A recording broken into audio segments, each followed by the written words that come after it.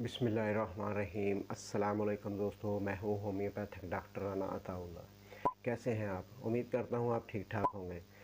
आज की वीडियो एक ऐसे मसले पर है जो देखने में तो बहुत छोटा, लेकिन जिसको हो जाए उसके लिए बहुत बड़ी परेशानी बन जाती है। जी हाँ, मैं बात कर रहा हूँ बालचर की, जिसे अंग्रेज़ी में एलोपेशिया एरिटा कहा जाता है। अक्सर लोग देखते हैं कि अचानक सर या दाढ़ी पर गोल बैजवी नुमा धब्बा, गंजापन धब्बा बन गया है कि ये क्या हो गया है। तो मैं आज की वीडियो में आपको मुकम्मल तौर पर समझाऊंगा कि बालचर क्या है, इसकी वजूहात क्या है, इसकी अलामात क्या है, एहतियाती तदाबीर, घरेलू टोटके के साथ साथ होम्योपैथिक दवाओं से भी इलाज बताऊंगा। दोस्तों, पहले समझें कि बालचर होता क्या है। बालचर एक ऐसी हालत होती है कि अचानक सर, दाढ़ी या जिस्म के किसी भी हिस्से से बाल गिर जाते हैं और वहाँ बिल्कुल साफ गोल या बैजवी नुमा धब्बा बन जाता है। ये बीमारी छूत की बीमारी नहीं है, यानी एक दूसरे को लगने वाली नहीं है।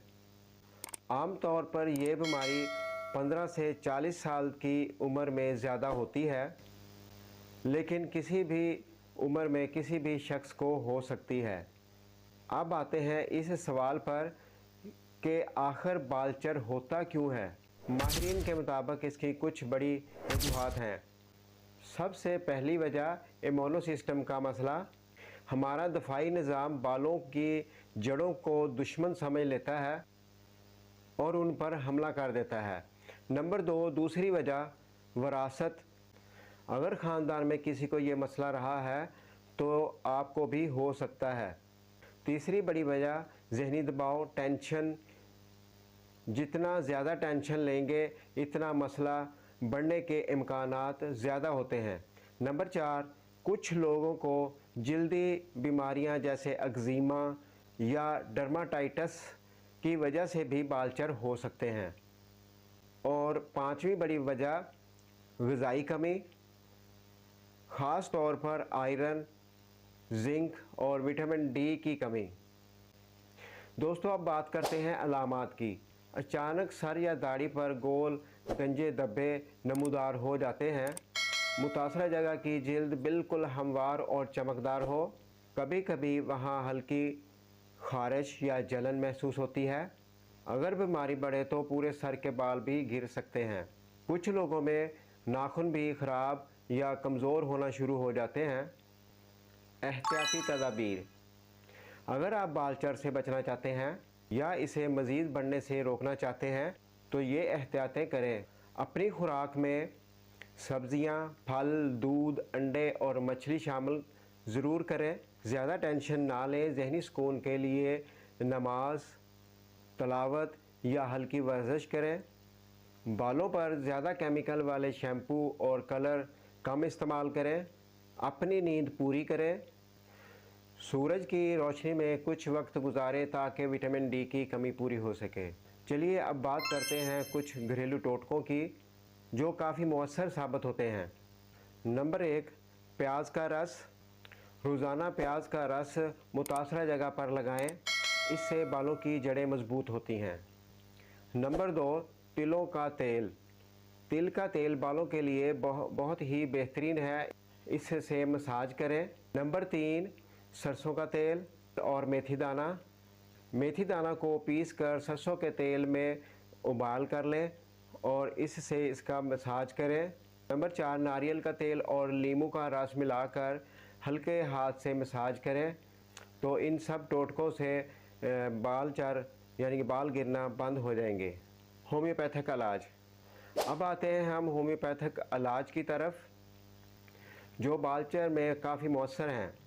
लेकिन याद रहे कि दवा हमेशा माहिर होम्योपैथिक डॉक्टर के मशवरे के बगैर इस्तेमाल ना की जाए। Number 1, fluoric acid. पुराने केसेस में बहुत मुफीद है। फ्लोरिक एसिड 200 पावर के आपने सुबह शाम 7-7 कतरे आधे कप पानी में कुछ अरसा इस्तेमाल करने हैं। तो चंद दिन इस्तेमाल करने हैं, तो इससे आपके बाल चर या बाल गिरना बहुत जल्द बंद हो जाएंगे। ग्रेफाइटस, जब जिल्द खुश्क और ख़ारिश वाली हो तो ग्रेफाइटस 200 पावर के आपने सुबह शाम 7-7 कतरे कुछ अर्सा इस्तेमाल करने से आपके ये अलामात ख़त्म हो जाएंगी।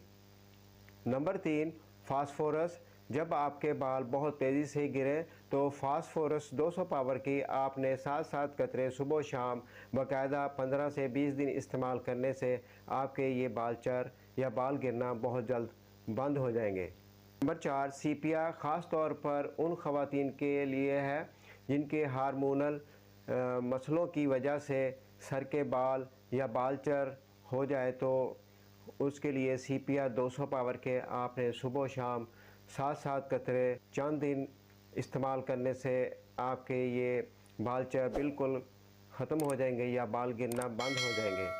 नंबर 5, आर्सेनिक एल्बम, जब बालों के साथ जलन और कमज़ोरी महसूस हो तो आर्सेनिक 200 पावर के आपने सुबह शाम 7-7 कतरे बाकायदा इस्तेमाल करने से आपके बाल चर और बाल गिरना बहुत जल्द ठीक हो जाएंगे।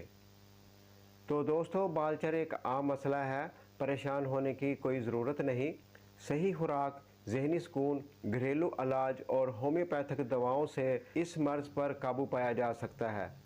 अगर आपको ये मेरी वीडियो अच्छी लगी हो तो इसको लाइक, शेयर और चैनल को सब्सक्राइब ज़रूर कीजिएगा ताकि आपको इस तरह की इंफॉर्मेटिव वीडियो मिलती रहे।